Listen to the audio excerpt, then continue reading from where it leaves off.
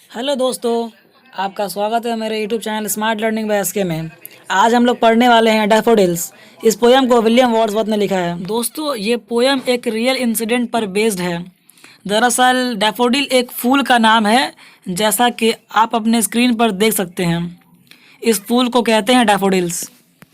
तो होता क्या है, 15 अप्रैल 1802 में विलियम वर्ड्सवर्थ अपने बहन डोरथी के साथ जा रहे होते हैं।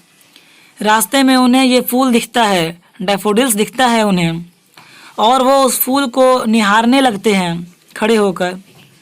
बहुत देर तक देखते हैं उस फूल को, और उसी पल विलियम वर्ड्सवर्थ डिसाइड करते हैं कि वो डैफोडिल्स के ऊपर एक पोएम लिखेंगे। इसके बाद 1804 से 1807 के बीच में इस पोएम को लिखा गया था। ठीक है, तो पोएट ने डिसाइड किया था 1802 में कि वो डैफोडिल्स के ऊपर एक पोएम लिखेंगे, और फिर 1804 से 1807 के बीच में इस पोएम को लिखा गया था। तो बहुत ही अच्छी पोएम है और बहुत ही खूबसूरत पोएम है, और मैं आशा करता हूँ कि आपको ये पोएम अच्छे से समझ में आएगी, और मैं कोशिश करूँगा कि आपको ये पोएम एकदम इजी लैंग्वेज में समझाने का। तो चलिए शुरू करते हैं। तो पहले स्टैंजा में पोएट कहते हैं, I wandered lonely as a cloud. मतलब वर्ड्सवर्थ कहते हैं कि मैं अकेला घूम रहा था बादल की तरह। मतलब जिस तरह बादल इधर से उधर घूमते रहते हैं ना, भटकते रहते हैं, उसी तरह से मैं भी घूम रहा था। That floats on high over valleys and hills. और मैं अकेला घाटियों और पहाड़ियों पर घूम रहा था। When all at once I saw a crowd। घाटियों और पहाड़ियों पर घूमते घूमते अचानक से मेरी नज़र एक भीड़ पर पड़ी। A host of golden daffodils। मैंने एक झुंड देखा गोल्डन डैफोडिल्स का, बहुत सारे सुनहरे रंग के डैफोडिल्स मैंने देखे। Beside the lake beneath the trees। और वो डैफोडिल्स का झुंड जो मैंने देखा था वो झील के किनारे पर था और पेड़ के नीचे था।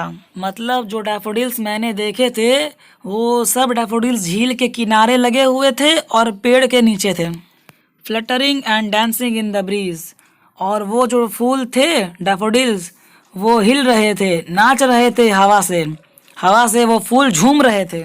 तो पहले स्टैंजा में विलियम वर्ड्सवर्थ कहते हैं कि वो अकेले घूम रहे थे बादलों की तरह घाटियों और पहाड़ियों में, और घूमते घूमते अचानक से उनकी नज़र एक डैफोडिल्स की भीड़ पर पड़ी, और वो डैफोडिल्स की भीड़ इतना सुंदर सुनहरे रंग के लग रहे थे, और वो सारे डैफोडिल्स झील के किनारे पर लगे हुए थे और कुछ डैफोडिल्स ट्रीज के नीचे थे, और वो सारे डैफोडिल्स के फूल हवा के वजह से नाच रहे थे, झूम रहे थे, हिल रहे थे। Continuous as the stars that shine and twinkle on the Milky way.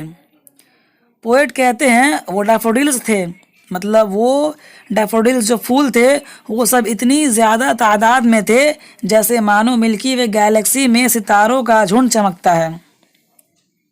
Milky way Galaxy में जैसे सितारों का झुंड होता है उसी तरह से ये डैफोडिल्स भी थे।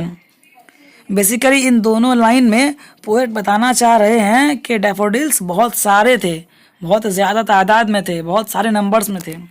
दोस्तों, आप इस पोएम को इमेजिन कीजिए कि आप अचानक से एक घाटी में घूम रहे हैं और आपको बहुत सारा डैफोडिल्स के फूल दिखते हैं और इतने ज़्यादा तादाद में होते हैं, इतना खूबसूरत लग रहे होते हैं। ऊपर सूरज चमक रहा है, ताज़ी हवा चल रही है, और इतने ज़्यादा तादाद में हैं जैसे मिल्की वे गैलेक्सी में सितारे चमकते हैं। बहुत खूबसूरत नज़ारा होता है। तो नेक्स्ट लाइन है, they stretched in never ending line.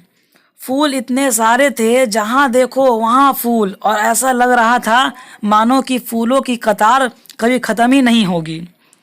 जितनी दूर नज़र जा रही थी उतनी दूर यह फूल बिखरे हुए थे। Along the margin of a bay. और उन फूलों की जो लाइन थी वो झील के किनारे तक फैली हुई थी, बहुत ज़्यादा तादाद में थी, सब जगह हर जगह डैफोडिल्स के फूल ही थे। 10,000 saw I at a glance. मैंने जब सिर्फ एक झलक देखी उन फूलों की तो एक झलक में ही मुझे 10,000 फूल दिख गए होंगे। मतलब इतने ज़्यादा फूल थे, इतने खूबसूरत दिख रहे थे कि एक झलक में उन डैफोडिल्स की 10,000 फूल पोएट को दिख गए।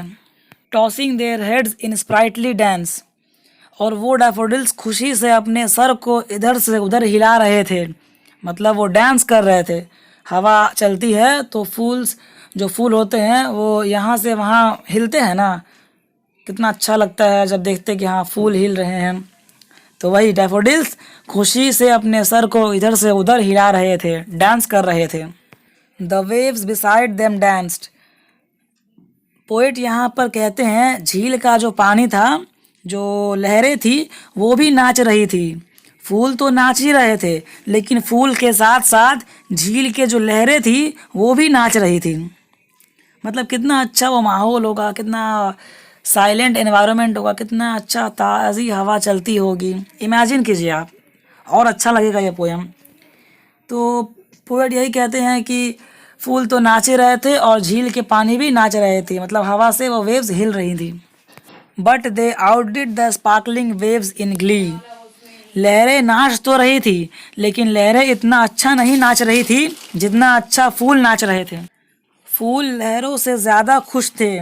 फूलों का जो डांस था उसने लहरों के डांस को आउटडिड कर दिया था। दोस्तों, आउटडिड का मतलब होता है बेहतर। मतलब फूलों का डांस लहरों मतलब वेव्स के डांस से अच्छा था। फूलों के डांस ने लहरों के डांस को आउटडिड कर दिया था। A poet could not but be gay in such a jocund company. और माहौल जो था ना वो इतना बढ़िया था, इतना शानदार एनवायरनमेंट था। लहरें डांस कर रही थी, डैफोडिल्स डांस कर रहे थे, और इतने अच्छे माहौल में पोएट भी खुश थे। दोस्तों, गे मतलब होता है केयर फ्री, टेंशन फ्री, कोई टेंशन नहीं हो। मतलब इतना अच्छे माहौल में एकदम टेंशन फ्री पोएट हो गए थे। I gazed and gazed.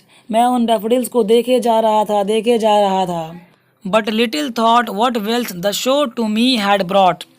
Poet कहते हैं कि वो डैफोडिल्स के डांस को देखकर, डैफोडिल्स की खुशी देखकर इतना ज़्यादा मदहोश हो गए थे, इतना ज़्यादा उसमें डूब गए थे, इतने ज़्यादा मगन हो गए थे कि उन्होंने रियलाइज़ ही नहीं किया कि वो डैफोडिल्स उनके लिए क्या लेकर आए हैं। डैफोडिल्स फूल जो थे वो पोएट के लिए खुशी का खजाना लेकर आए थे। तो पोएट इतने ज़्यादा मगन हो गए थे कि उन्होंने वो खुशी का खजाना देखा ही नहीं, रियलाइज़ ही नहीं किया।